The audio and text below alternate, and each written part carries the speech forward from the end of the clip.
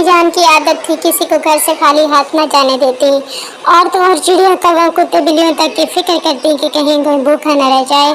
कई बर्तनों में पानी भरकर छत पर रखती, रोटी टुकड़ों का चूड़ा और बाजरा छत पर बखेराती।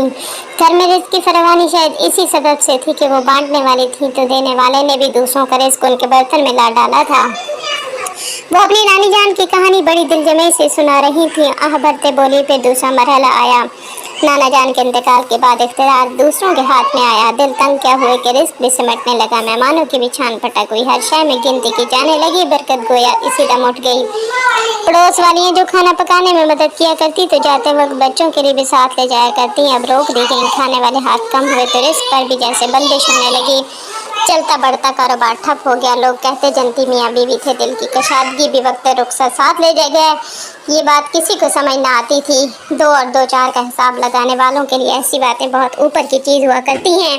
वाकई एक दाने से 100 बानियों वाला हिसाब तो अल्लाह का हिसाब है।